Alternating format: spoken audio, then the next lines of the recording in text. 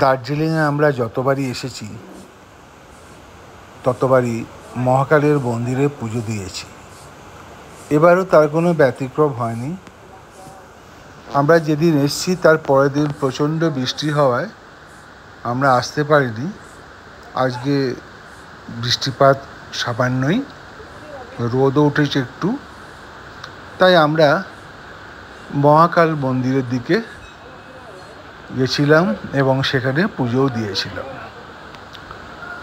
দার্জিলিংয়ে মহাকাল মন্দির খুবই বিখ্যাত। যারাই এখানে আসেন তারাই এখানে পুজো দেন, আমরাও দিই। প্রতিবারের মতো এবারও দিয়েছি। মন্দিরের চারিপাশটা একটু ঘুরে দেখাচ্ছি। দার্জিলিংয়ে ম্যালের কাছেই মন্দিরটা। ম্যালের কাছে একটা উঁচু পাহাড়ের উপরে এই মন্দিরটা অবস্থিত। বেশ খানিকটা চড়াই ভেঙে ওপরে উঠতে হয়। এখানে দেখুন, এখানে সবাই প্রদীপ জ্বালায়, সুন্দর জায়গা। এখানে পুরোহিতরা বসে আছে। এই মহাকালের মূর্তি এইটা।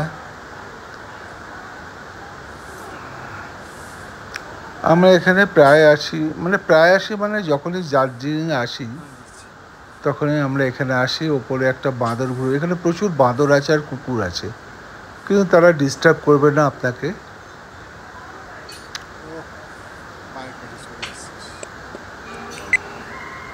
মন্দিরে পুজো দেওয়া হচ্ছে, আমার স্ত্রী পুজো দিচ্ছেন।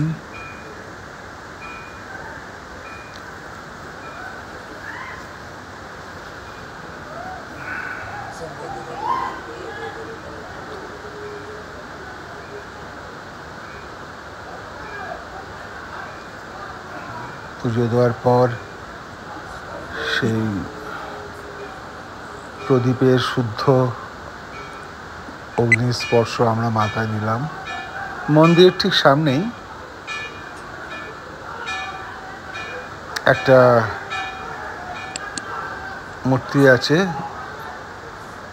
ষাঁড়ের মূর্তি, যেহেতু এটা শিবের মূর্তি।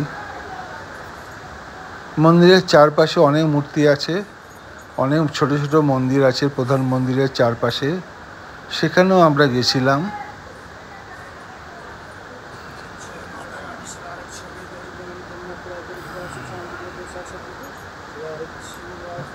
অনেক মন্দির আছে। ঠাকুরমশাই পুজো দিচ্ছেন, তিনি আমাদের আশীর্বাদ করলেন।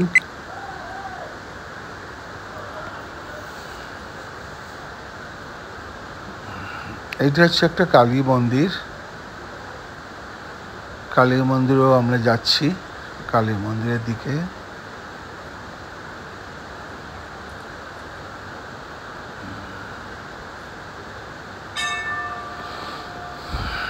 এই কালী মন্দির, এখানেও আমরা আশীর্বাদ নিলাম।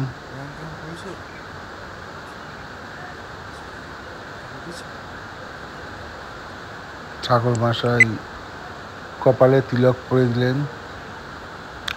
আমাদের পুজো দেওয়া শেষ হয়ে গেলে এবার আমরা নিচের দিকে নামছি। দেখুন কতটা উতরাই আরও আছে। এটা তো সামনের দিকে অংশটা।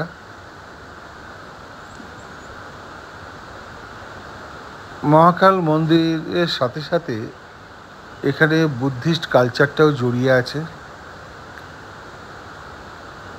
পাহাড়ে এ ধরনের আমরা নানা বর্ণের পতাকা দেখতে পাই, সেগুলো এখানেও দেখা যাচ্ছে। নিচের দিকে আমরা আসছি, আরও নিচে নামতে হয় তবেই গিয়ে রাস্তা আছে, পাওয়া যায় রাস্তা। এইটা একটা সাই বাবার মন্দির।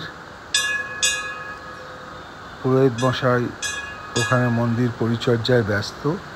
এপাশে আমরা চলে এলাম। এপাশটা কিসের মন্দির আমি ঠিক বুঝতে পারিনি, তবে আমার মনে হচ্ছে কার্তিক ঠাকুরের মন্দির। যাই হোক, আমরা মন্দিরের মধ্যে ঢুকলাম।